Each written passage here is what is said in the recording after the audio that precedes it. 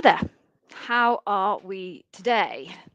Okay, so far small group because I stupidly managed to forget to set up the actual live, so no one's had any notification that this thing is happening at all. So who knows who's going to show up, if anyone's going to show up, but I can see there's a few of you there. A few. Yeah, I think a few is the right term. So if you are out there, can you just let me know that you can hear me? I just need someone to just type something into the little box in the bottom right-hand corner just to let me know that you can hear me and I'm coming through loud and clear. And Mum, if that's you, please, that's fine. Just someone let me know that you can hear me. That would be very helpful. And then once I know that you can all hear me and I don't have to do anything from a technical standpoint of view, I can just start. Okay, so can anybody hear me? Come on, be brave. Right. Roshani, thank you. Thank you for letting me know you can hear me. Okay. So it's probably going to take a couple of minutes for a larger group of people to show up. So whilst we wait for those people, I'll just give you a brief intro into who I am and what I do. And then hopefully we'll have a little bit of a quorum. Is it a quorum? I think it's a quorum. And we can just get going. So whilst you're listening to me give my spiel, do feel free to start bashing your questions down into the little box there on the right hand side, and then we can come to them. So I am Gigi. I am an ex-Amazonian, ex-hiring manager, ex-bar raiser. I am a co-founder of Day One Careers. At Day One Careers, we offer personal one-to-one coaching for your Amazon interview preparation and a great array of incredible digital courses supported with AI technology to really help you understand exactly what you need to do and exactly what you need to say at your Amazon interview. My background, as I say, as an ex-Amazon hiring manager and bar raiser, I hundreds of interviews whilst I was at Amazon and plus 100 debriefs that I ran. Whilst I was interviewing at Amazon, not interviewing for Amazon, but being an interviewer at Amazon, I noticed people doing some weird things, some repeat patterns of things that people would say or people would do that just like, I was like, it's a bit random. Why would you do that? After a while, I just decided to ask some people why they made that particular choice or made them think that that was the right approach to the answer. And they pointed me towards YouTube.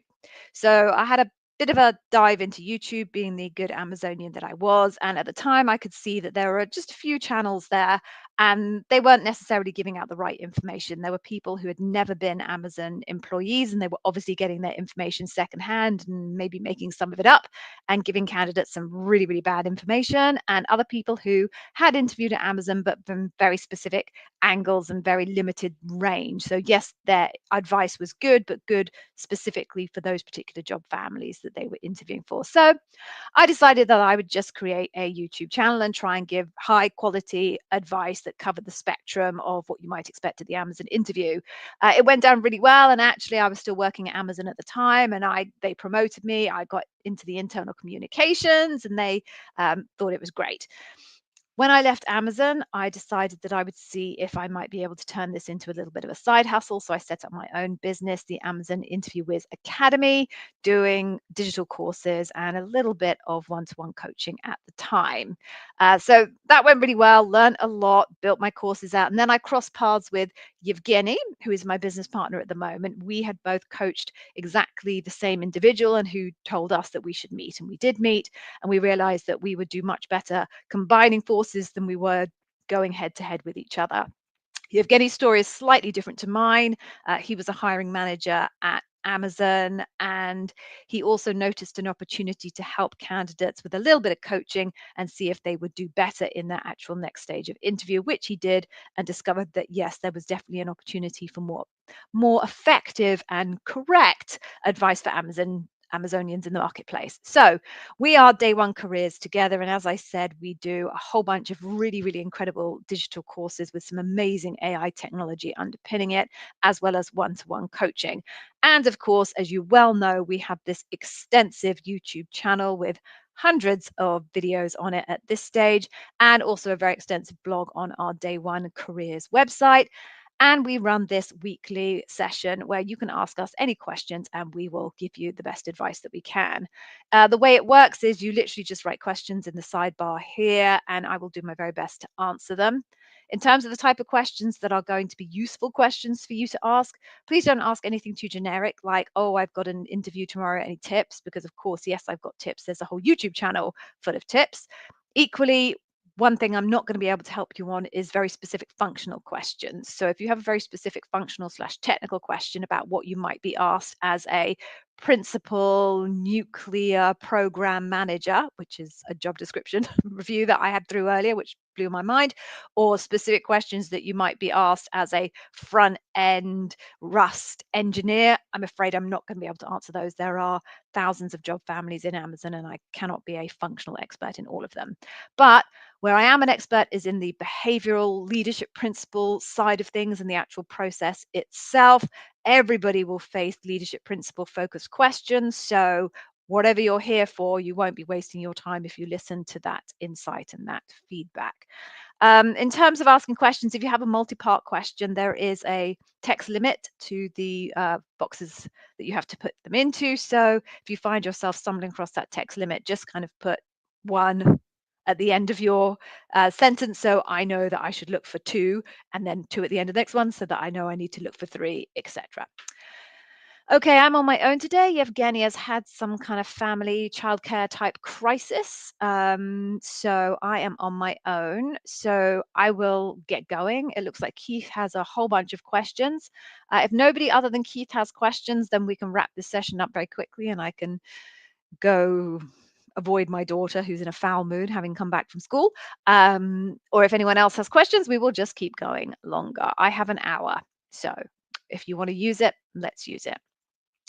So let's get going. So, hey, Roshani, thank you very much for joining. And I will pop in and we will cover Keith's question. Here we go, Keith. Okay, so you have your second phone screen. Okay, PS2 today at 12 p.m. Pacific time. Okay, with an Amazon Senior Operations Director. Okay. I'm assuming he wants to evaluate my fitness for Amazon Senior Ops Manager role. Okay. So I'm going to assume you applied for an Amazon Senior Ops Manager role, and all interviewers are going to be assessing your fitness for that role. So I'm curious as to see what comes in the next part of the question.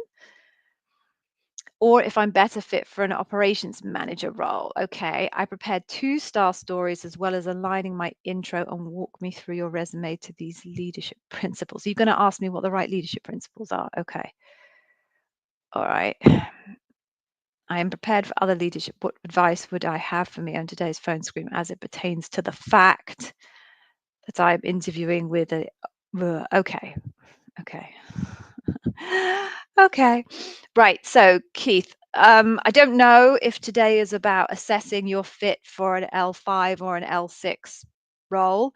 A second phone screen doesn't necessarily mean that that individual is trying to make a decision as to whether you are better for an L5 or an L6. Second phone screens can be set up as just standard process for that particular team, or they can be set up because there are some concerns that someone had on phone screen one, maybe about functional or about leadership value responses that you made in phone screen one, and they want someone to be able to revalidate you at phone screen two before they invest all of the time of everyone else interviewing you at Loop. So can't answer that there, I'm afraid. In terms of your question about leadership principles, again, I can't tell you what the right leadership principles are. All of the job descriptions that are written by hiring managers are going to have content in them that are indicative of what that hiring manager cares about most as an operations manager or anything else. Whether these are the right ones, I mean, I would definitely say earn trust and ownership are always going to be very high leadership principles, particularly in operations teams. Deliver results which you haven't got here. Maybe you tested it on them earlier. I don't know, but that would be another leadership principle that I would consider to be very high as regards operations managers. Also dive deep. But there are no standard, these are all the LPs that are focused for operations managers. These are the LPs for finance managers. These are the LPs for software development managers. That does not exist. So there are certainly ones that I can intuitively say would probably be high priorities for those particular job families, but that doesn't mean to say they are in fact the high priority LPs for those particular job families. Um, I think that kind of covers it off. And then kind of the final bit of what advice do I have today as it pertains to the fact that you're interviewing with a senior operations director. Thanks in advance. I guess nothing on top of what else is everywhere else on the channel, Keith. The fact that there are kind of a senior operations director, other than what we've just discussed in terms of leadership principles that I think are going to be pretty important. Um, Not really much else advice I can give you because it's a relatively broad scope question, right? But the generic advice that I would give you, that I would give anyone, is you need to really, really make sure that your impact is super, super clear.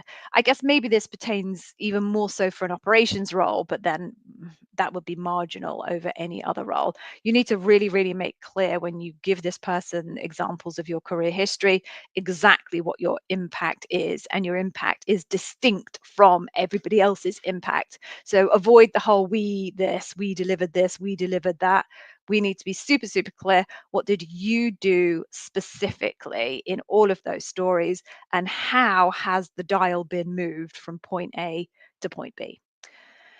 Okay, so I think that's kind of it's rather broad advice, Keith, but there's nothing specific that I would give you in terms of advice for senior operations questions. You got loads of questions here, Keith. Okay, I'll pull up the next one. What behavioral questions do you anticipate him asking you? No idea, Keith, and no one would be able to give you that answer. Just so that everyone understands, Amazon interviewers generally use the Amazon interview question bank to pull their questions from. I'd say 80% of them pull directly from the AIQB, which is what they call it, and the other 20% use those questions as a little bit of a guide and then come up with their own slightly different articulation of it. You get to pick whichever questions you fancy. You are assigned specific leadership principles to go into your interview with, and then you just get to pick which questions within those leadership principles you want to ask, generally based on the ones that you like the most. So, Keith, there's literally no way that I could predict which questions they would ask you, because it's completely subjective and based on what that particular person likes within that list of leadership principles. And I have no idea what leadership principles they're going to be focused on. Sorry. Okay. I'm getting through these questions super fast. So if anyone else has any other questions, by all means, bang them out, or we'll wrap up pretty early. Okay. I have prepared a technical assignment before your loop. Okay. Oh, Lorian, is that how I pronounce it? Sorry if I have butchered that, or Lorient, I don't know. But okay. Um, Technical assignment. How is it?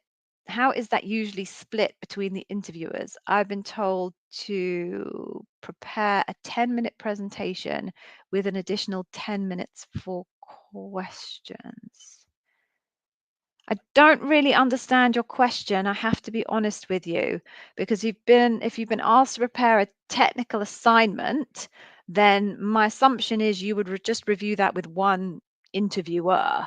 I don't see multiple interviewers going over and over the same assignment with you. So I th- and it's unclear whether you're going into, oh, it is loop, right? Okay, right. So you're going into a loop. You've been told to prepare a 20-minute presentation with an additional 10-minute for questions. All right, so I'm confused, because I think it's really unlikely if you go into loop and you've got, I'm going to assume 5 interviewers, because you haven't told me which level you're applying for, and that would change the number of interviewers, but assuming it's a 5 or a 6, the average interviewers is going to be about 5. So if you just got one presentation, then I cannot see every single interviewer asking you about that presentation. So I'm a bit baffled by this. Someone's told you to prepare 20-minute presentation and 10 minutes for questions, if that is intended to apply for all 5 interviews.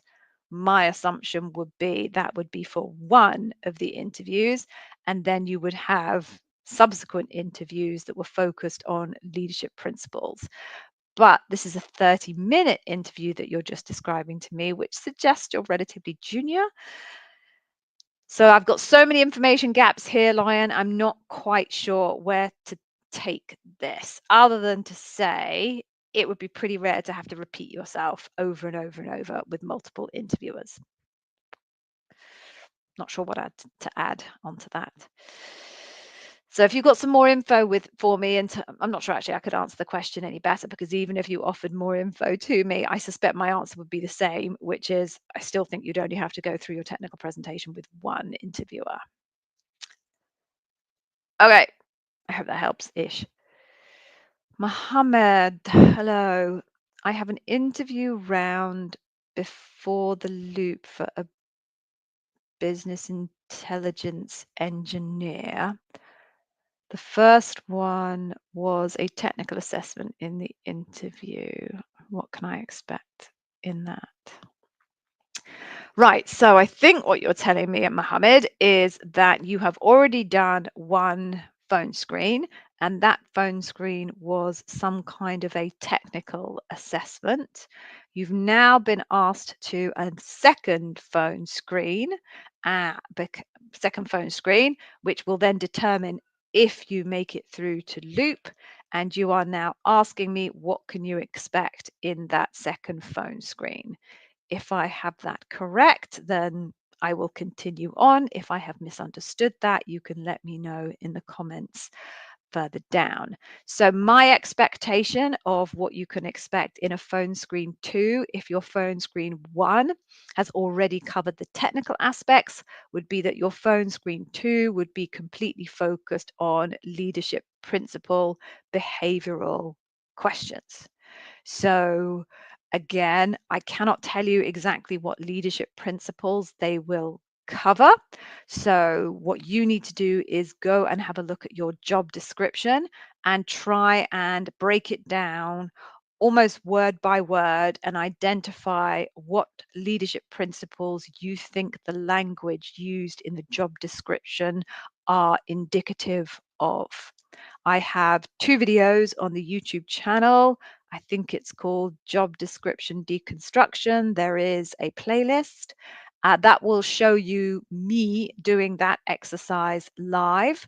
And hopefully that will give you some indication of how to go about deconstructing that job description.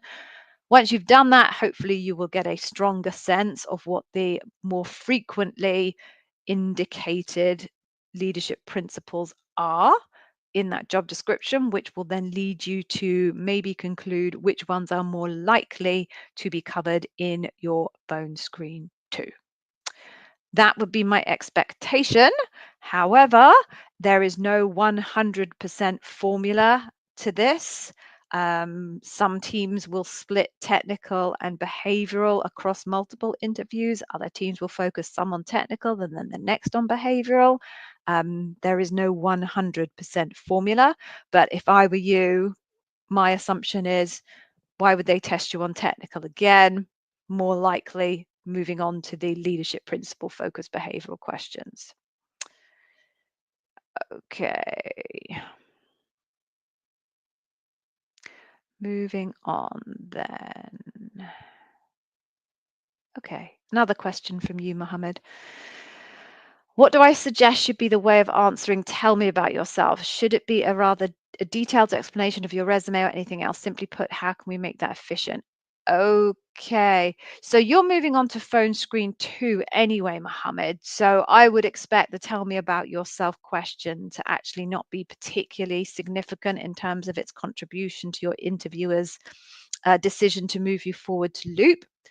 However, In terms of tell me about yourself, there is a very detailed video about this on the YouTube channel. So I strongly suggest when you leave this live session that you go and find that YouTube video because it will take you step by step through it. But at a high level, no, you should not run them through your resume. They can read. They will already have had that resume in front of them. They don't need you to replay it to them out loud. The tell me about yourself question is primarily to try and see if it matters, by the way, if this is being used as a data point to make a decision about whether to move you forward or not. And if you're on phone screen too, technically it really shouldn't be. However, pretending that it is, the tell me about yourself question is primarily about can they see you in the role? Do you match the persona of the person that they have in their mind's eye who will operate in that role? That's not necessarily the persona as in the functional experience. They've already seen your resume. They've got a good sense of whether you have the functional, at least high level, have the functional experience. What they're really trying to understand is what is your professional persona? You need to add some color to the resume that they are looking at in front of them in black and white. So spend some time, by all means use your career history as the foundation for your narrative, but rather than just saying I worked in this job and I did this and I did this project and then I worked in this company and I did this and I had that project, what you want to do is take a few pit stops along the way in your career history and really focus on things that are really defining moments of your career. So things that potentially set the direction for your career, or things you discovered that you are massively passionate about and have really set the tone for your future, or projects where you really learn the most exponential amount of stuff that you ever have done in your career to date. You're trying to add some color. You're trying to tell them about yourself rather than tell them about your job history, if that makes sense. So I would limit it to 1 to 2 minutes. You really don't want to be going on forever because, in theory, this content isn't really supposed to determine whether they move you on to the next step or not. You really want to get into the meat of the interview, which is going to be, we think, in your case, uh, those leadership principle behavioral questions, and you want to get to that sooner rather than later. So no more than 1 to 2 minutes on tell me about yourself. Okay, so moving on to Keith. If I'm allowed to ask one more question, of course you are, Keith. You can ask as many questions as you want. No worries. It's not like I'm kind of being drowned in questions here. So by all means, ask whatever questions you want. Can't promise that I can answer them, but I will do my best. Okay, so do you have any questions? Yes. What are some of the biggest challenges for someone in this role? Okay. 2, what other KPIs that are used to determine success in this role? Okay. 3, what do you enjoy the most about working at Amazon? Okay. 4, are there any further details that I can provide that would be helpful? All right. Are these good questions to ask as it's a senior operations manager role applied for? Okay. So I like all of them, Keith, with the exception of are there any further details I can provide you that will be helpful? They would have asked you all of those questions through the course of the actual interview itself. If you wait all the way till the end in your final question section, which is only 5 minutes long, and you ask them, are there any further details I can provide that would be helpful? It's a little bit late to ask that question because you've moved beyond the actual interview questions themselves. So the rest of them I really like. I don't think the number 4 actually adds any value or serves any purpose. And actually, I think you'll have the interviewer a little bit bamboozled trying to just kind of cope with that question because it's just illogical given where you'll be in the actual flow of the interview itself. But otherwise, I think they're a really solid set of questions. Hey, Michael. So, can I elaborate on how to improve the scope and complexity of answers? Is it just add more data or is it better thought process? Okay. Um, hmm. So let's separate out scope and complexity. So I think the easiest way to think about scope is to consider it in terms of your questions, your answers as a whole. What they're looking for is someone who can cope with the scope associated with that role. So the breadth of the type of work that you're going to have to face in that role. The best way of demonstrating that you can achieve that level of scope of role is to make sure that when you have worked through your bank of answers, you won't get through all of the ones that you prepared for, but when you have got shared with them that full range of answers through the course of your interview, that you have covered a wide range of different functional processes or aspects of your roles to date. So, for example, if you were, I'm just going to pick a single example just for illustration purposes. If you're a marketer and and you're applying for a general marketing role in Amazon, where you've got to do, I don't know, email, paid search, SEO, above the line advertising, white male, if you were applying for a role with that type of scope, and every single story that you told in your interview process was just focused on email activity, you will not have demonstrated a broad scope of experience. So make sure when you're thinking about your entire bank of stories that you are touching on very different types of work that you have done in the course of your career history. In terms of complexity, um, I think there are probably two ways of thinking about complexity. The first is how you articulate the pathway from the establishment of the problem slash opportunity through to the resolution of the problem slash opportunity.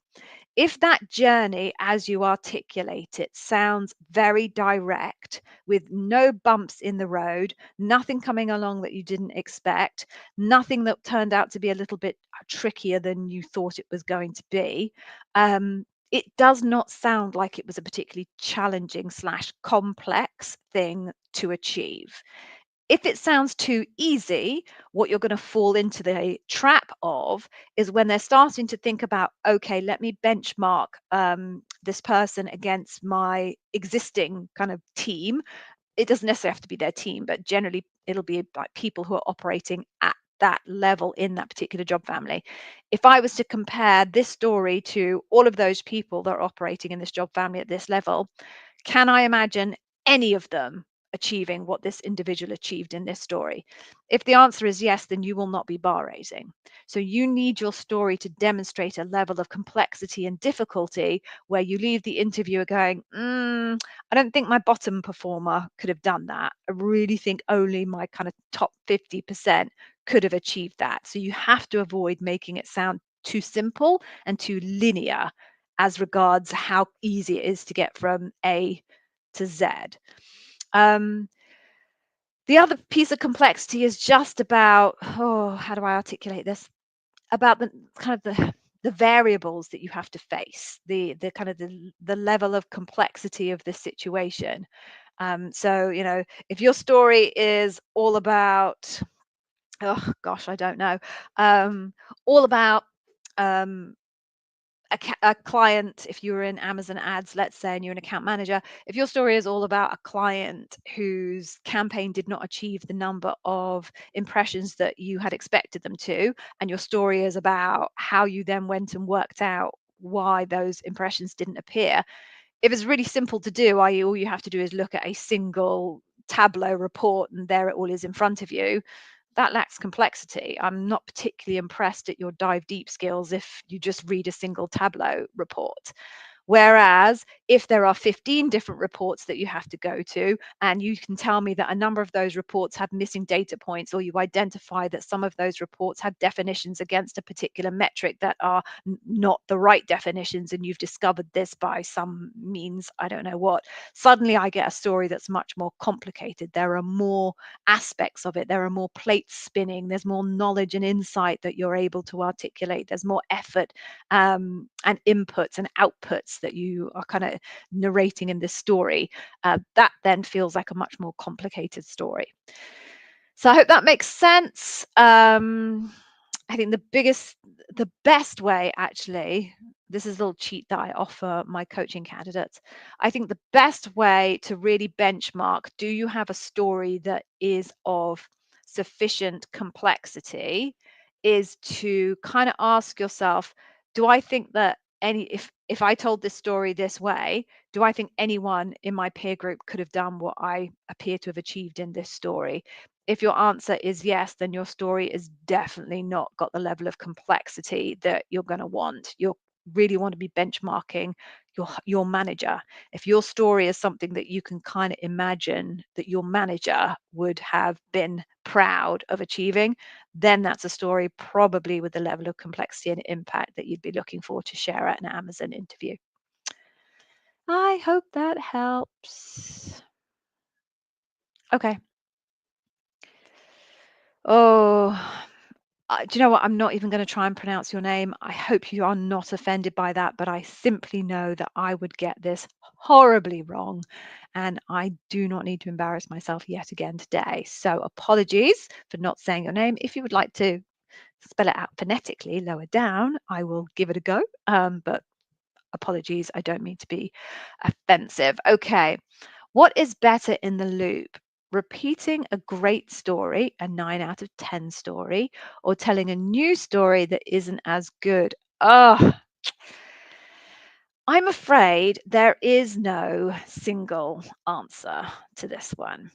Um, there's no absolute answer to this, I'm afraid, because it's actually going to depend on all of the other stories that you've told as well. So if you have told 10, if you've got, let's just say you have 11 stories that you get to tell, and 10 of them are 9 out of 10 stories, and then you tell a 6.5 out of 10 story, doesn't matter at all. You've got a massive bank of really good stories. If you've got about 11 stories and 6 of them are 9 out of 9.5, and then 5 of them are 6.5 stories, then it's another answer, right? Is it better to repeat a 9 out of 10, or is it better to use a new 6.5, right? Completely different answer, I'm afraid. But what I will say is, if your 9 out of 10 story is one that you can lean into a very different leadership principle for, and you can make it sound like it's a very different story. At Day One Careers, we like to kind of separate out the concepts of situations and stories. So situation is kind of the baseline of what happened. The story then becomes the full narrative of what you focus on from a leadership principle point of view. So you can have a single situation and people can turn it into multiple stories, because one story might really, really focus on dive deep, and another story is that situation might really, really focus on earning trust, let's say. So if your 9 out of 10 story can really be reshaped to feel like a very different story, because you're using the same situation, but you are recrafting the story to lead into a very different leadership principle, then I would probably, if it was me, choose to do that over a 6.5 story. However, if your 9 out of 10 situation can't really be shaped well into a fundamentally different sounding story, you're better off to come up with a new 6.5 than to just repeat exactly the same 9 out of 10 story. Hope that helps. Okay, moving on then.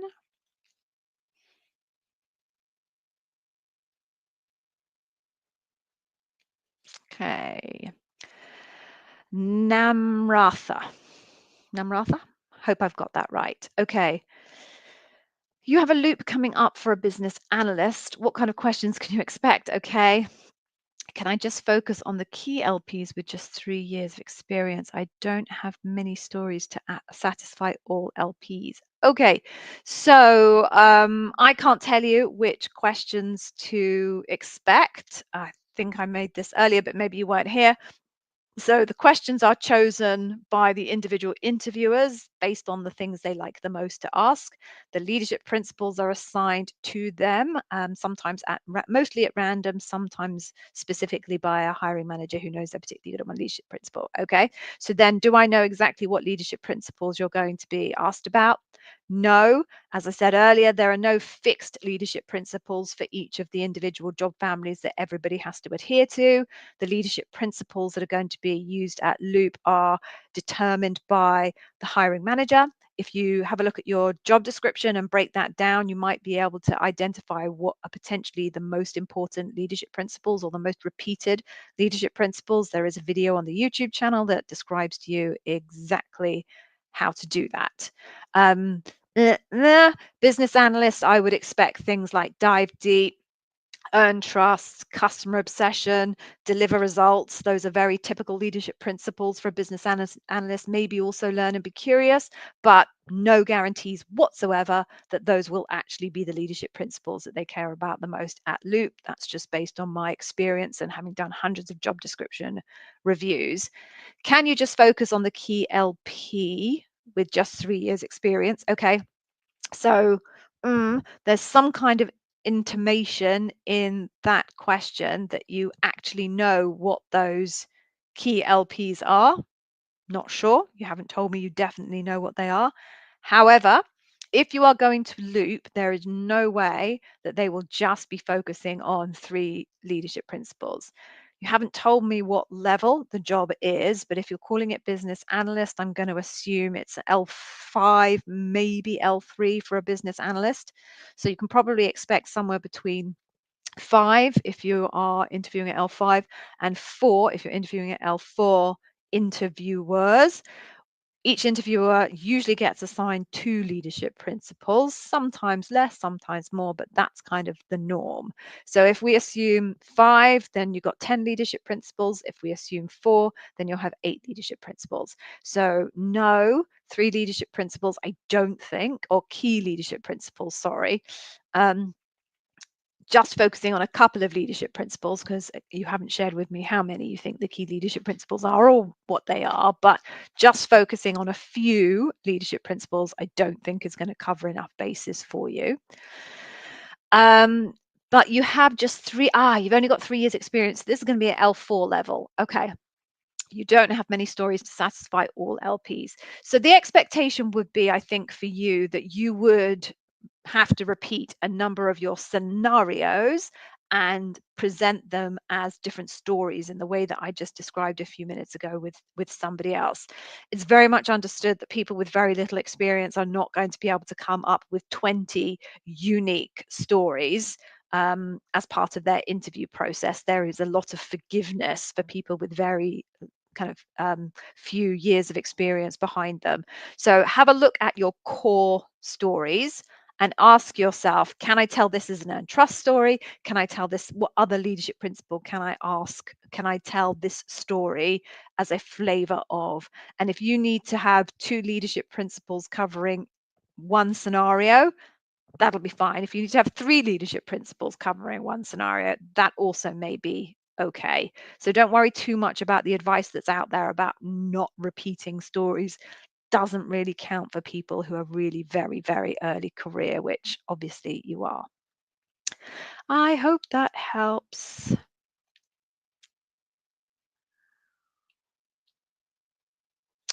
Hey, Keith, we're back again. Yes, so that's exactly what I would suggest you do, Keith. Once you get to the end of your narrative, definitely just check, okay, just want to make sure, did I answer your question? And that, I mean, they would ask you follow-up questions anyway, Keith. They don't need your permission to do that. That's just the nature of how the process runs. But certainly it's never going to do you any harm to say, oh, can I just check? Did I answer your question? And then they'll throw in with their follow-ups. Okay. Hello. There's a familiar face there. How are you doing? How soon can you switch business lines or roles after you start at Amazon, specifically at L6? Okay, so there's no hard and fast rules about this. or at least there wasn't when I left, and I haven't heard of any policy updates that provide strict rules around this. So it's really much more a little bit of a intuitive thing, which is no hiring manager is going to be very happy if someone that they have taken on wants to jump ship quickly. Now, what's quickly? I would say anything less than a year, I, as a hiring manager, would consider to have been quickly. So, if you're asking me, I'd quite like to move roles. When do I think I would sensibly be able to try to do that? I would say plus 12 months, because not only is your hiring manager going to be very unhappy if you try and jump materially earlier than that, but any potential hiring manager is also going to think you smell rather bad, because if you've done that to your previous hiring manager, then in all possibilities, you might do that to them as well. So the minimum optimal amount of time that I would personally recommend would be 12 months. So also when applying to roles, does the manager have to be kept in the loop? Okay, what happens if they find out? Yeah, you have to tell your manager. You absolutely have to tell your manager, because you can guarantee that the potential new hiring manager is going to pick up the phone or send an email to your current manager and ask them for some insight into you. It's very You put yourself in a very difficult position if you tell a new hiring manager, please don't talk to my old hiring manager, I don't want them to know that I'm doing this. Then that sends up all sorts of red flags. Like, what is going on between you and your current hiring manager if you don't have enough trust in them to share with them that you are looking for career development? So I would say in 98% of cases, it's completely transparent. Everybody knows that you are looking for career development and your hiring manager is behind you and is supportive. There are a small percentage of cases where that isn't the case, and people do need to be a little bit quiet and cloak and dagger about it.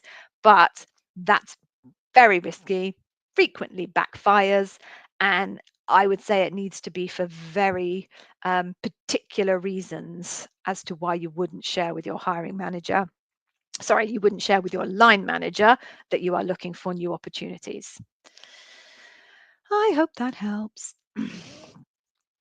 Okay, so great. I've got some more questions here, which is awesome. So thanks, folks, for coming. There's a whole bunch of later arrivals. Really, really appreciate you coming along and asking questions. Thank you very much. I'm just going to pause momentarily and just ask you for a little something in return. As you can see, I have put in a massive amount of effort into this channel. There's thousands of hours, I think, of content creation, content filming, content editing, you name it. And obviously, I'm delighted that it helps you all. And I love getting messages from people telling me how useful it's been. But in return, I do need a little favor from you all. And that is, when you watch any piece of content on the YouTube channel, or indeed this piece of content, that you actively engage in it. So that engagement could be writing a comment, or it could be just kind of giving the video a thumbs up, a like. The reason why that is really, really important is it is an indicator to YouTube and the algorithm that this content is, number one, reaching the right person because they like it and they've engaged with it. And number two, that it is good quality content. And when it gets those signals, it will increase the visibility of that piece of content into the algorithm. That means that Day One Careers content will appear above some of the complete dreadful content that exists on YouTube for this particular subject matter. And it means that other people like you who need a little bit of help in what is a little bit of a minefield of a process will be able to see that content. So what I'm just going to do is I'm very briefly going to play a little musical interlude. And whilst I'm doing that musical interlude, please do give this particular stream a little bit of a thumbs up. Just a heads up, on my screen here to the left, I can see how many people have liked the stream, and I will be very brokenhearted if after I play this little musical interlude, that number has not shifted up materially. So if you don't want me to leave this session crying, which I'm sure you don't, just a little thumbs up would be super great. So just going to play it now. It can be a little bit loud, folks. So if you have earphones on like me, you might just want to pop them to the back of your ears for the little interlude, and then we will go straight back into questions. So here we go, musical interlude. It is 14 seconds, so not too much of your life wasted. Life is dreams. Life is dreams. Life is dreams.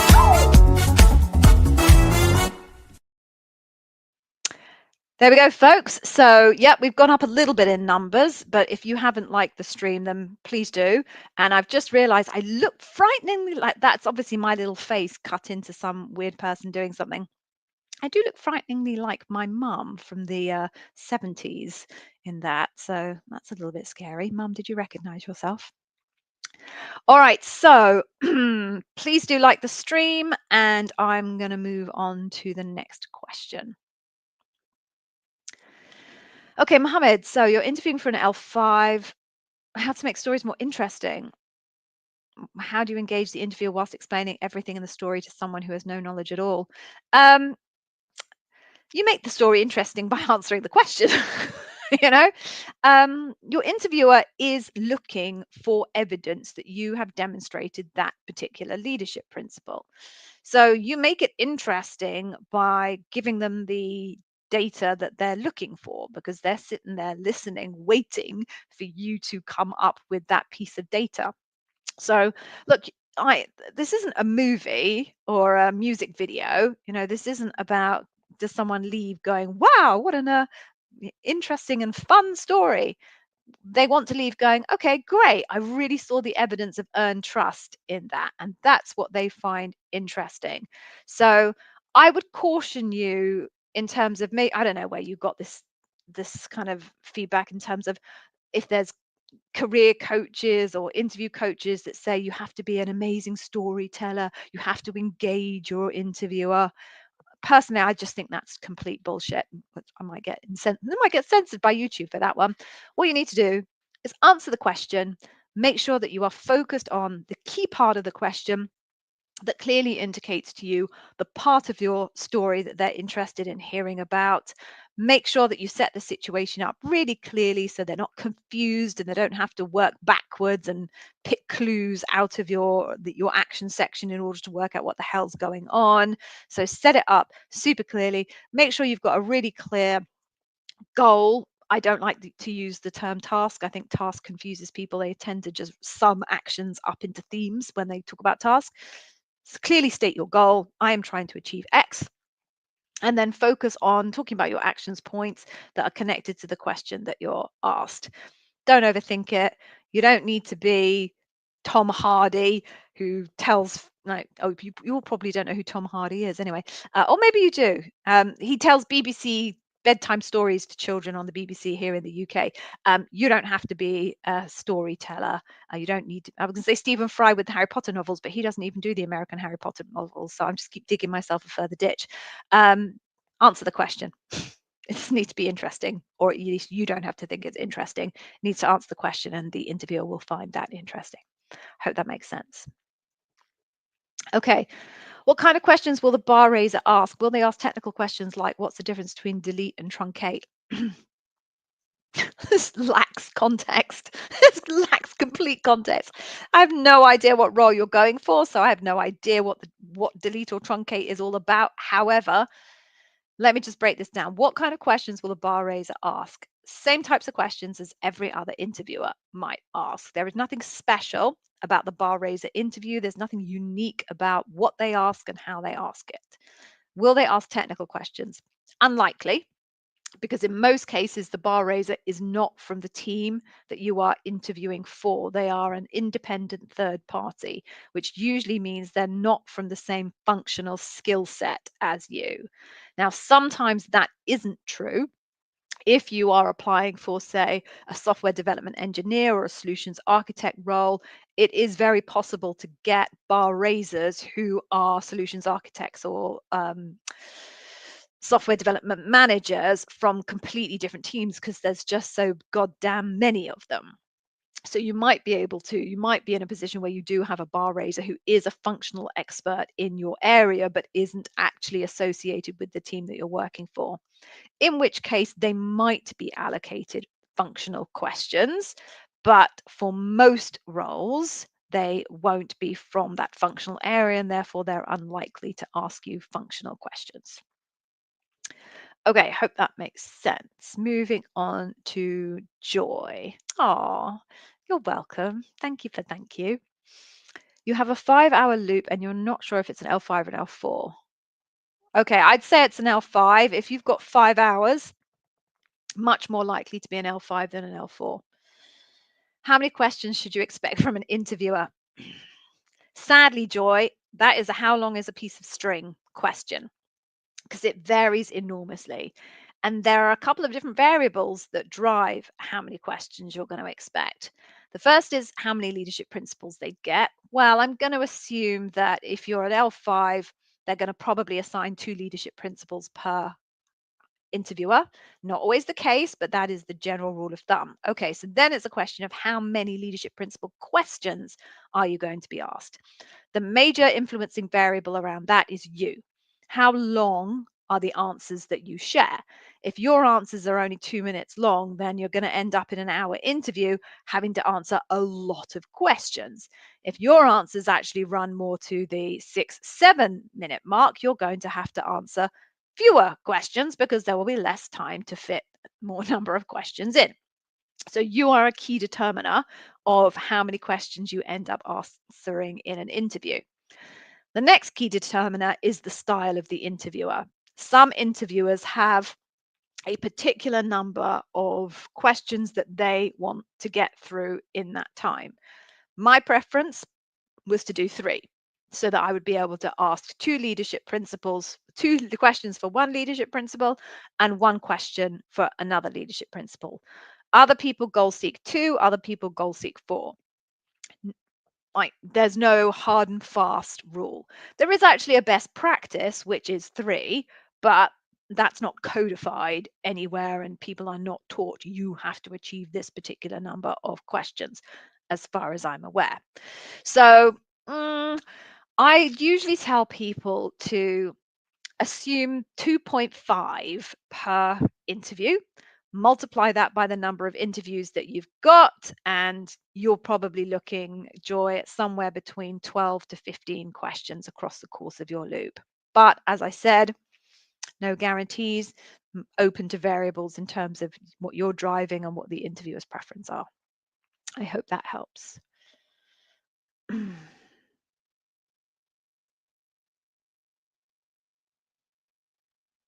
Okay. I know you've shared this in previous videos, but asking it again, is it acceptable to reuse stories from the phone screen going into the loop? Okay. Yeah, it is acceptable. Again, no rules about this one, as far as I'm aware. Um, Different people or different interviewers and bar raisers have different feelings about this. Just so that you know, the only people that will be able to see those phone screen notes are the bar raiser and the hiring manager, but they will be free to talk about them in the debrief should they wish to.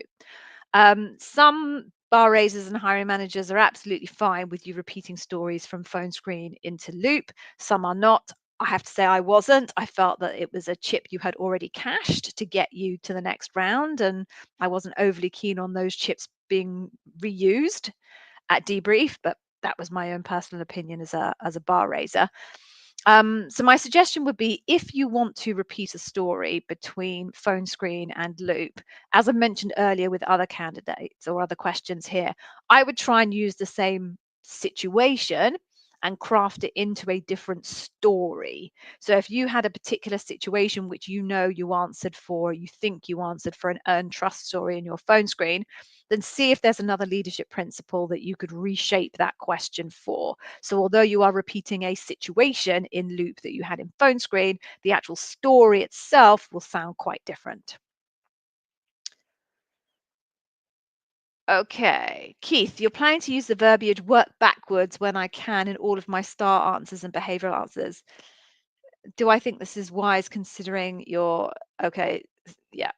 Um, I don't know if it's wise or unwise. I'm kind of agnostic, and I think actually it will make no difference whatsoever to the interviewer's opinion on whether you do or do not indicate the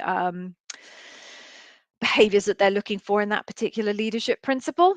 So do it if you want to, but I don't think it's particularly going to help you. I don't think it's going to particularly hinder you. Um, just as a personal thing to share with you, it does sometimes amuse me when I coach candidates and also when I interviewed candidates that people try and drop in what they think are Amazon isms, like working backwards and like two-way doors and these types of isms that are known to be Amazon isms, because you know it's contrived. You know they've read Brian Carr's book, and they are trying to put in buzzwords. Um, everyone sees through these buzzwords. They know what you've done is you've read a book and you're kind of replaying that. So I personally didn't. It kind of made me snicker a little bit, but I can't say that it particularly added any value to my perception of any of those individuals. That's my personal kind of feeling to it. I found it a bit weird, but other interviewers possibly don't feel that way about it. But either way, I don't think it adds and I don't think it detracts. So whatever you want to do, Keith, in that space, I just say you do you. Okay, Andrew, do I have negotiation tips for offers? Okay. So, Andrew, I'm going to assume that you've got an offer and you're asking me for negotiation tips. So, let's just pause momentarily. If this isn't true, keep quiet. You don't need the rest of us to know you don't have an offer. But if you do have an offer, congratulations. Well done. Amazing.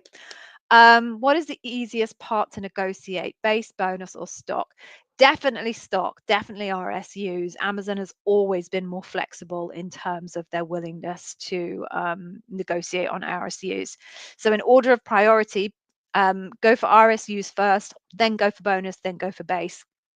They very, very rarely shift on base. It's quite hard to get them to shift on base because obviously that is a very fixed cost that they carry in the P&L in perpetuity for as long as you work there. RSUs, obviously much easier because of the fluctuations in the share price. Bonus, it's just a short-term commitment, kind of 3 years. Excuse me, I'm going to cough. And then in terms of other negotiation tips, if you have any competing offers, if you're going to final rounds with any other interviewers, any other companies, make sure you let them know. You want them to feel that they are under pressure to secure you. It is so hard to find the right person for a role at Amazon. I don't know the data in terms of exactly how many people you have to pump through the hiring funnel in order to get to a final hire, but we're talking, I don't know, it's got to be somewhere between, I don't know, 15 and 30 people to get a single role filled. It's really hard. And when you get that final person, you really want them. There are constraints. So hiring managers do not get any say whatsoever in the compensation. And there are ranges, and you are very unlikely to be able to go above the range. But you are obviously in a position of power in terms of where things stand. So if you have anything else that you can share in terms of other offers, final rounds for other companies, bonuses that you're going to be giving up if you leave the company, stock that you won't get if you leave your current company, if you're in line for a promo with your current company, all of those types of things are things that I would share with the recruiter when you're trying to counter. Hope that helps. Oh, Keith. Thanks, Keith. That's really sweet. Had a difficult day today, everybody, so I'm feeling a bit, so I really appreciate that, Keith. That's really sweet of you. Kind. Okay. Is it okay to use one of your stories for the writing assignment and use it in the loop as well? Yeah, absolutely fine. No problem. Go ahead, do it. Not a problem. Do I think the current election results in the USA will have an issue on the hiring volume? I just don't have any information. in order to be able to make any type of response to that. Not only do I not live in the USA, so I am not boots on the ground. Two, I don't currently work at Amazon, so I am not boots on the ground.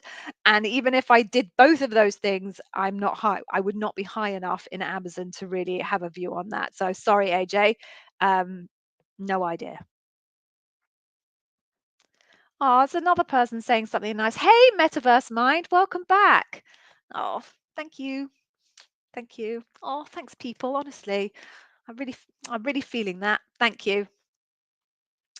Okay, so how long have we got left? Are we at, we got like 4 seconds left. Oh dear. Right, so I'm going to pick one more and then don't go, folks, because honestly, I have an amazing freebie or a couple of amazing freebies to give you before you go. So let me just pick one last question. This is a really good one. Okay, I'm going to pick this one and then I'm going to give you the freebies. So, will the interviewer say which leadership principle their question relates to before asking, or what's best practice to know given some questions may be similar? Yeah, this is a little bit of a tricky one because some interviewers will actually say up front, I'm going to be asking you this leadership principle. They are in the vast minority. I would say some, but not a lot of interviewers will do that. In the middle then becomes interviewers who'll be willing to tell you if you ask what leadership principle they are asking. And then the final chunk is people like me who would refuse to tell you if you ask the question.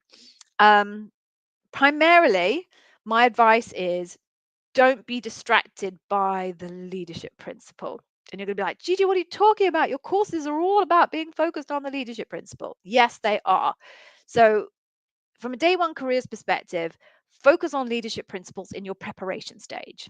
Understand them, know what they're all about, get a course like mine and really, really dive deep into what the interviewer is looking for and build your story bank based on the leadership principles and the facets of the leadership principles if you're a day one careers customer.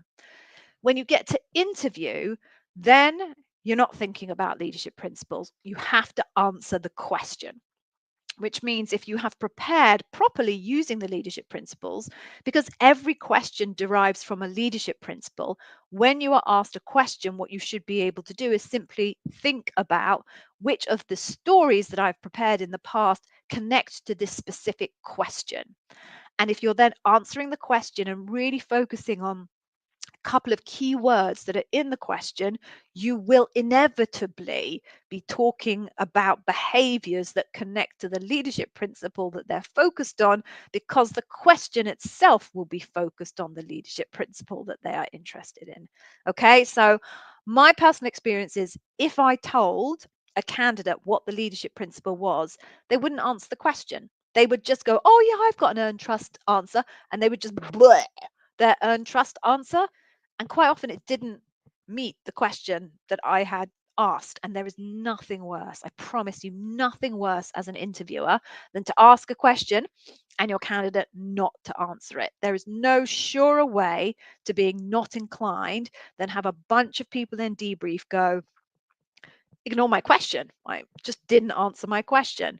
That then sends up red flags because clearly this person was not paying any attention to what you were saying, or they're incapable of understanding what you were saying. Either way, you wouldn't want to put that type of person in front of your manager, let alone your skip manager. So I would personally say, don't ask what the leadership principle is. Focus on leadership principles in preparation and then focus on the question in the actual interview itself.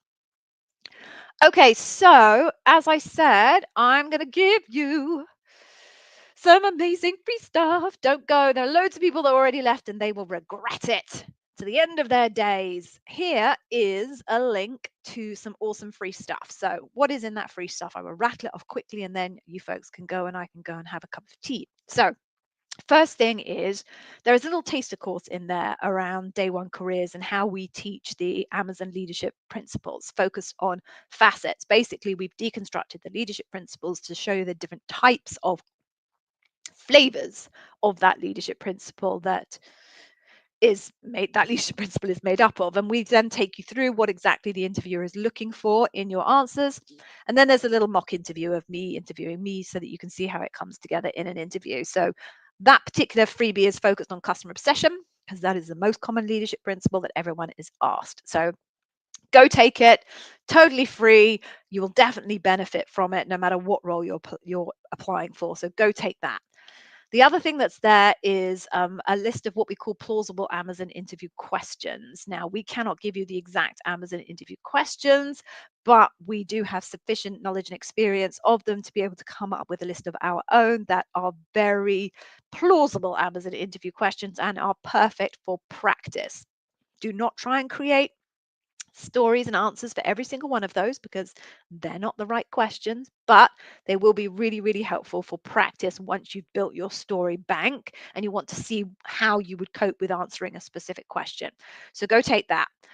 Taking either of those things will then give you access to our Heartbeat community. In our community, we have in excess of 5,000 people who either previously interviewed at Amazon or are currently interviewing at Amazon.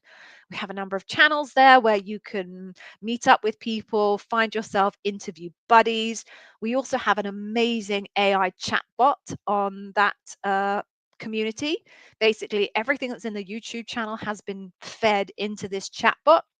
So if you have a question and you cannot be bothered to go through all of the fabulous videos that I created on the YouTube channel, you can just come and ask Andy, our bot, and he will answer that question for you. So amazing freebies, totally free. Absolutely no reason not to go and get them. I promise they will add at least some value to your Amazon interview preparation. And with that said, we are now at time. I am like I've got really sore throat. I'm not used to doing this whole thing without Yevgeny. But thank you very much for joining. I really appreciate it. For those of you who have secured jobs over the past couple of weeks, congratulations. Amazing, amazing work. For those of you who have interviews coming up, I will keep my fingers very, very tightly crossed for you. If you have any questions, if I've missed questions, please feel free. Go to the YouTube channel, pop your question underneath any of the videos. I'm pretty good at responding to questions. You'll usually get a response within an hour or so. So please do just drop it in there and I will do my best to reply to you as soon as possible. Take care, everybody, and hopefully I will see you next week with Yevgeny. Take care, everyone. Thank you so much for joining. Bye.